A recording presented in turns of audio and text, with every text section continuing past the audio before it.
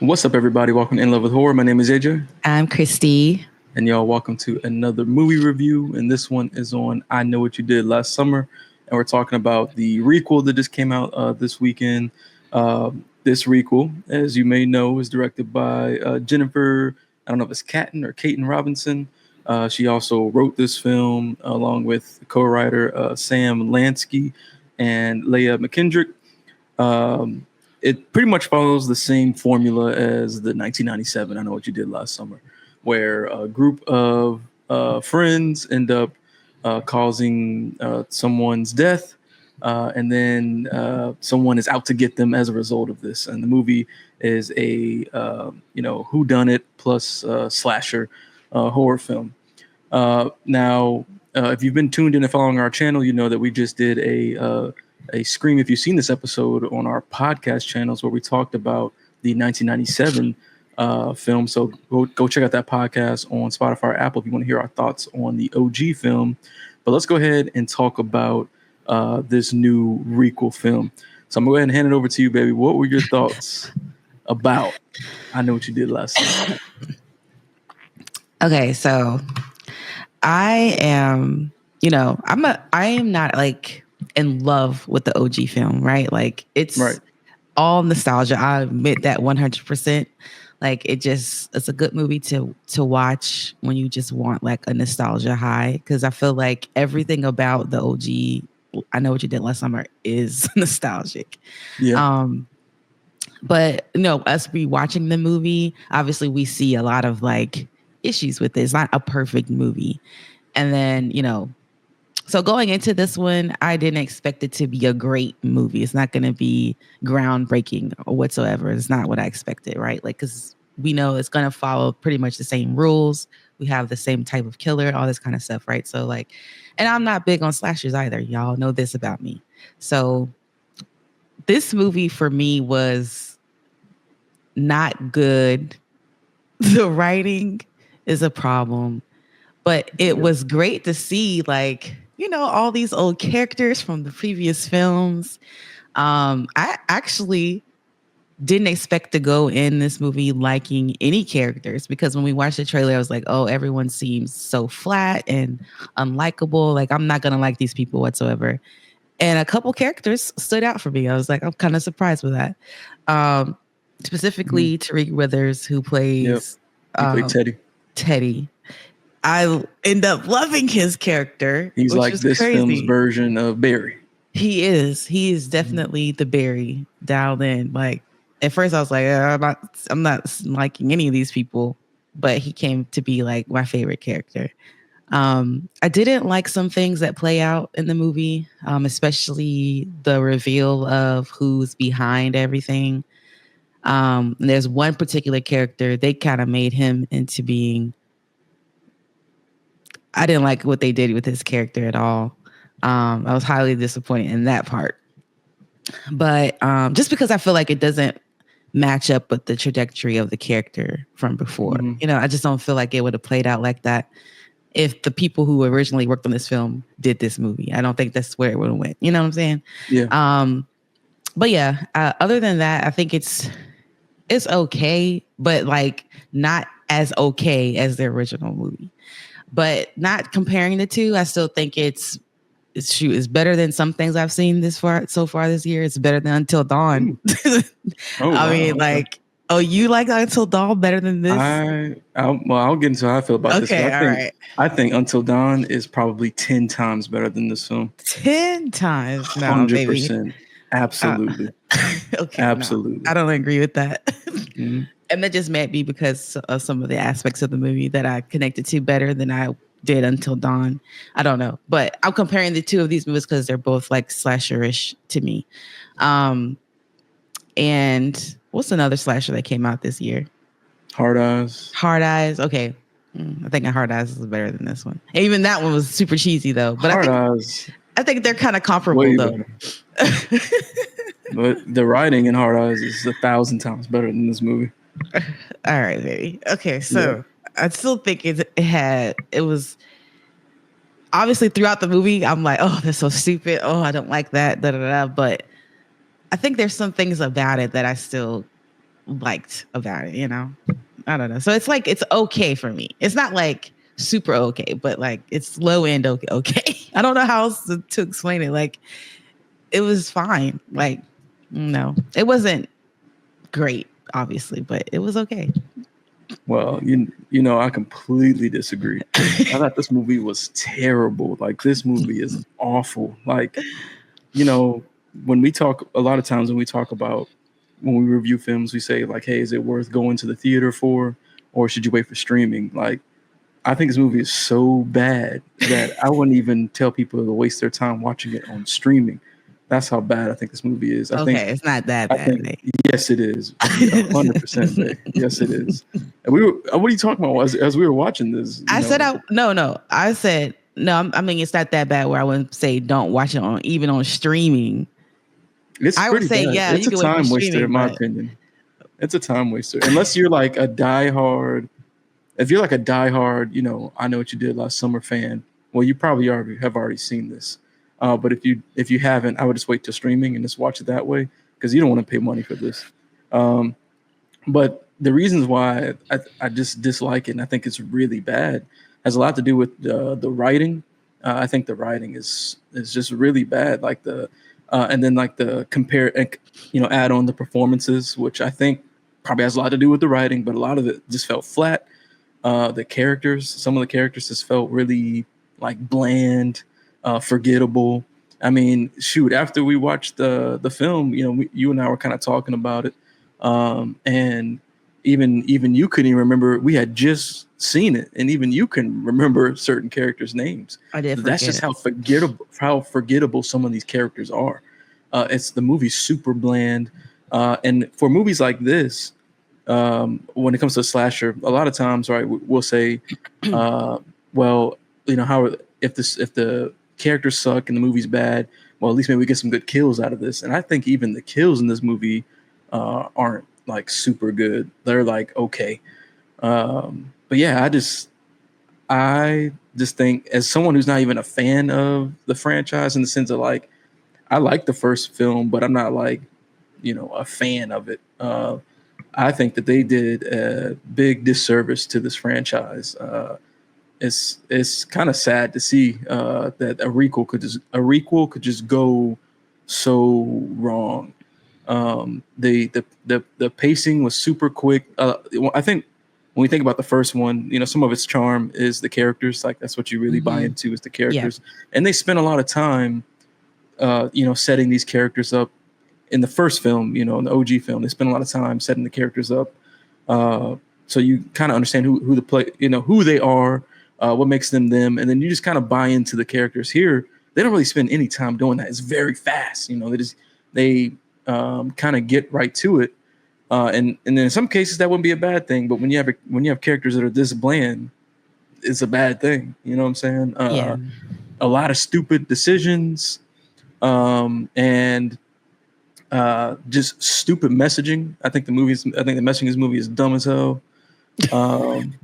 Personally, and she's laughing because you know she know what I'm talking about. I think that, I don't like when they do this type of messaging and don't really like actually do it in a just and fair way. Maybe we'll get into that in the spoiler discussion because I can't really dive into it without maybe giving away a little bit. But yeah, I think the writing and the messaging and just a lot of aspects of this it's just dumb and it's just a waste of time. The best parts I think of this film, like you said, I think Tyreek Withers is the best of the new cast. He's definitely the most memorable character, the one that I would say like, you know, actually brought some, you know, dynamics to the performance. Where everyone else was just like super flat and wooden. You know what I'm saying? He actually kind of had some of the dynamics. Maybe that's just the nature of him playing that kind of like Barry type character. But other than that, the other best parts were the returning cast members. So, you know, it's in the trailer. Freddie Prinze Jr. and Jennifer Love Hewitt, they were kind of, and some of the scenes that they had, they were the best They were aspects so good of those scenes. Yeah. You know, no spoilers, but I dislike the direction that they took those characters because obviously we're looking at this 25 years plus or whatever after the OG film, so a lot of time has passed, and I don't know what was going on in that time. But I definitely don't like whatever backstory that came up that's not in this film that they created when they wrote this. I don't like whatever backstory they invented for these characters. Yeah. Because I just don't like who the characters are in this film. But yeah, I think this is a terrible movie. Like I was so upset with the time that was wasted seeing this film.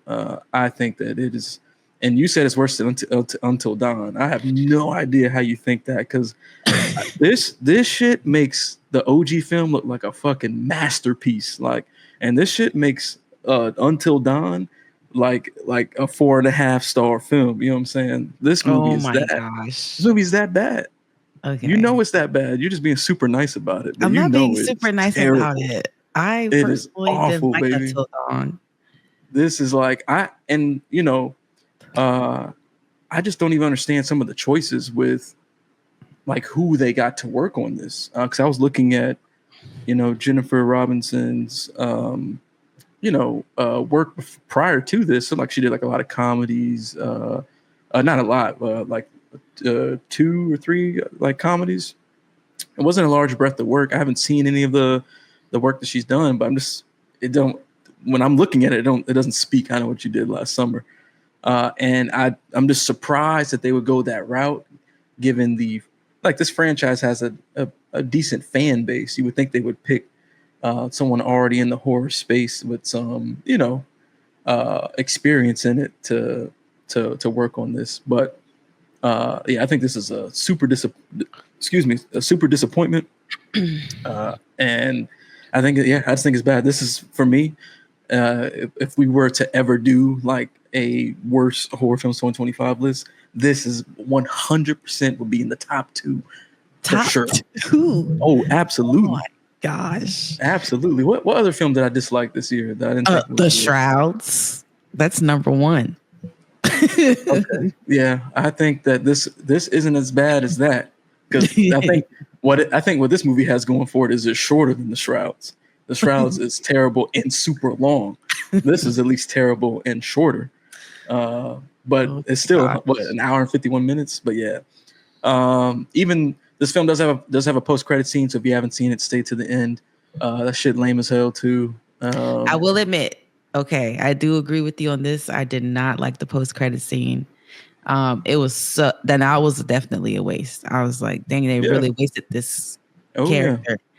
Yeah. And the things that the character said, I was like, what? Like, I know you don't really remember the second movie at all, but not have to really, revisit that one so you can understand why I'm like, that don't seem like nothing that this will play out like this. Yeah. I don't know. It just didn't seem very good. It didn't seem authentic. It almost seemed like, because I know there was a lot of discourse around the film, like who's going to be involved, and I just feel like this was kind of like wedged down there. Like maybe they did work things out with this character and they just like, let's throw this on here on the back end. That's how I felt. It didn't feel like it flowed with. Yeah, no, it didn't. And that actually scares me, because I'm like, wow, they're going to make a sequel to this. Like, that's scary. Hopefully that doesn't happen, because that would just be terrible. But yeah, even the editing was weird in this film. Like, there are moments where like something would happen, and then the way it would cut to like the next sequence just felt awkward. There were a lot of cuts in this one. Yeah, there was like awkward cuts. Even within the same scene where yes, I'm saying it didn't seem like it flowed very well. Yeah. Yes, I don't know if they were. Go ahead, man. Oh, I said I agree with you on that. Yeah, I don't know if they were trying to like, cut the film down for time, because they were like, oh, this can't be, over 2 hours or something like that. So they were just really like chopping this shit up. But you can really feel it and notice it. And then this movie is, this film, because one thing I hate is stupid decisions and stuff in horror films. This movie is so extremely guilty of that. And then also I hate when people are fighting back and they have the upper hand and then they don't do anything with it. That shit happens a lot in this film. So much that you just like, I don't know. You just get to a point where you're just like, okay, I can like, you know, suspend disbelief sometimes, be like, okay, they're just trying to get away. But like when it's happening consistently, and I'm like, come on now. Even by the character standards, this shit don't make no sense. But yeah, this movie is terrible. And I know you told me that some people liked it, and I'm just like, I don't even know how. I think you're almost like psyching yourself into liking it because I just don't see how you could. Like I'm not even a fan of the franchise. I'm like, damn, if I was like a big fan, I'd be like, man, like y'all fuck this up. That'd be like a Star Wars fan or something like that, you know, where like, man, y'all fuck this series up. I feel like I would feel that way with this, and I'm not even a fan of the franchise. Yeah, I'm interested to seeing like. I think the biggest problem for me is the way it ends. I'm interested in people who did like it, like how they felt about that. Like, because to me, that's like, even as someone who enjoys the franchise, I just don't like that decision, and it kind of ruins it for me. Makes no sense. Yeah. So even though I'm not as passionate against the movie as you are, but that part is like a glaring like red alert for me. Yeah. So that kind of like takes away the fun in it. I think, you know. I was just like, oh, really? Why they decide to do that to this character? But yeah. Yeah, it's just dumb. It's just dumb. That's all there is to it. It's dumb. I was thinking it while I was watching it, that it was dumb, and I still feel that way now. Yeah. But yeah, it's terrible. I mean, that's all there is to it. It's not that bad, y'all. It's it's that bad. I'm trying to tell you, it's that bad. But yeah, I don't think I have anything else to add to it. But do you? No, not in like a spoiler-free fashion, you know. Yeah, maybe we have to do a spoiler discussion on this just to really dig into, because I could just talk about how much I dislike a lot of things in this film. So we can have a long discussion, and we can I'm gonna tear it up, but you might be more gentle about it. I know you are. Oh yeah, I'm going in. But all right, so let's go ahead and get to ratings. So if you've never watched the review on our channel before, we do our ratings out of 5. So baby, what is your rating for I Know What You Did Last Summer 2025? My rating would be 2.5 out of 5. What? Oh my baby, come on. What? Now. What? 2.5? Yes. Open up Letterboxd. Hold on a second. What else did you give 2.5 stars to? There's no way you give 2.5. Let me see. Let's see. All right, hold on. Just a moment. I feel like you gave some good shit 2.5 stars. Good stuff. I feel like you did. This year? Yeah. Let's see. All right. So on my 2025 horror ranked, follow us on Letterboxd if you haven't already. Follow us on Letterboxd. What have I given 2.5 stars? Let's see. I gave. Nope. I was about to say The Monkey, but I gave that 3. I'm surprised you gave that 3 because you definitely I think didn't like that. Well, that was a mix between me and you. But I don't think I went that high on there, though. I feel like. Okay. I gave The Gorge 2.5. Come on now. See what I'm saying? You don't even like that movie. I think that's the only thing I gave 2.5 stars. Well, I gave this other movie called Dark Match 1, but you haven't seen that one. The Gorge is way better than this. I think they're on the same. I feel the same about the performances in The Gorge blow this out of the water. Okay, well, I don't really know these other actors and actresses. Only one person I know is Tariq Withers, and so maybe they're not established. These people in The Gorge are like established people who've been active for a long time. Okay. We've seen plenty of films where we don't even know who they are, and they kill it. You know what I'm saying? Now, like I said, though, to be fair to them, it could have been the material that they had. Okay, why are you trashing my rating? What's your rating? Why are you coming my rating? 2.5. Oh, that's easy. My rating's a 0.5 out of 5. Oh my god! So you're gonna have to bring. So when you, just so everybody knows, when we do Letterboxd ratings, we average our scores. So you must get ready to bring that score down to like a 1.5 or something like that.